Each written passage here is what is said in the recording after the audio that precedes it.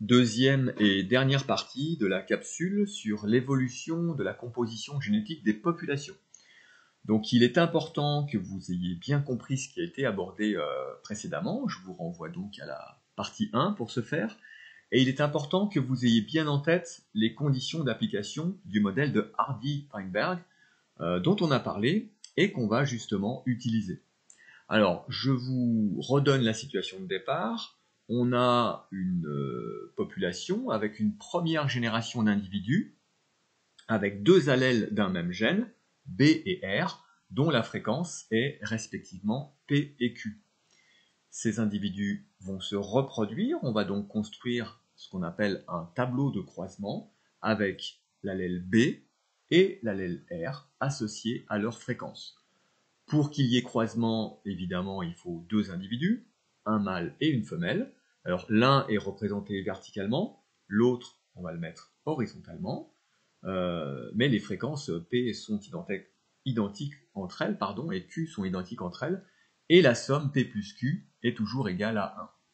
Alors donc ce sont les parents qui sont à gauche et en haut de ce tableau.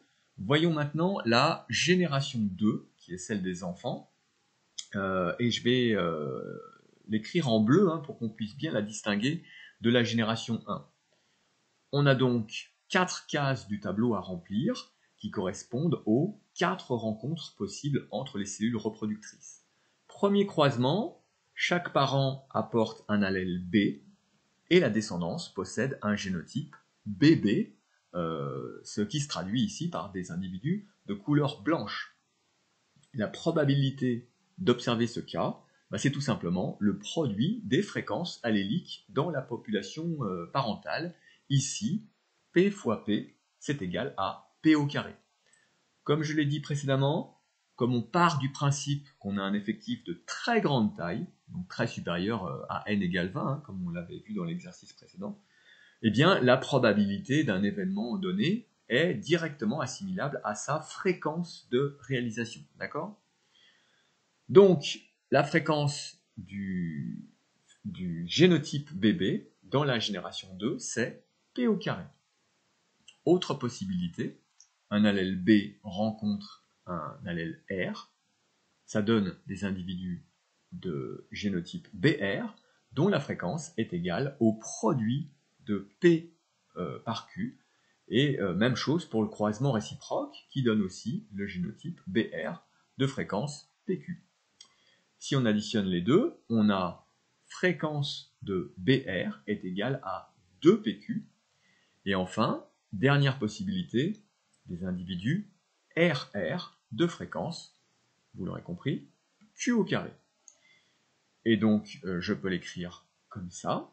On garde à l'esprit que la somme des fréquences doit être égale à 1, soit P au carré plus 2PQ plus Q au carré est égal à 1. Et comme on l'a fait et vu tout à l'heure, on peut déduire les fréquences alléliques des fréquences génotypiques. Eh bien, faisons ça pour l'allèle B.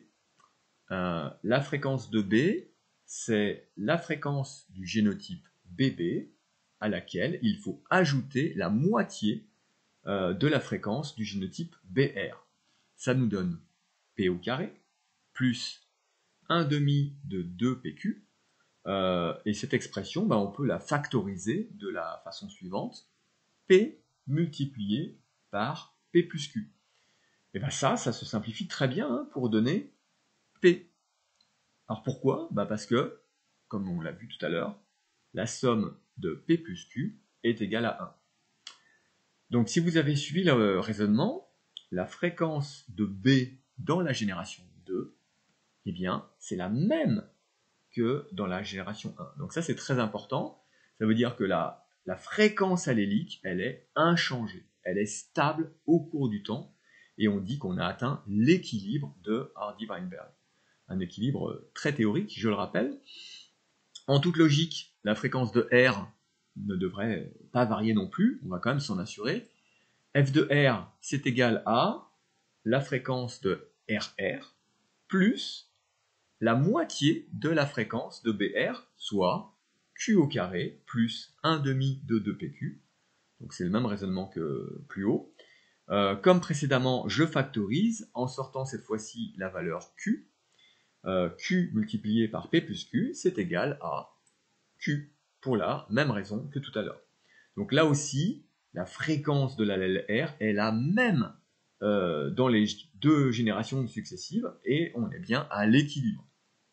Donc, pour résumer, selon la loi de Hardy-Weinberg, laquelle s'applique dans des conditions particulières, les populations sont stables d'un point de vue génétique, et si elles ne le sont pas dans la réalité, bah, c'est qu'on a un ou plusieurs paramètres qui ne satisfont pas aux conditions du modèle, et ça, on en reparlera bientôt.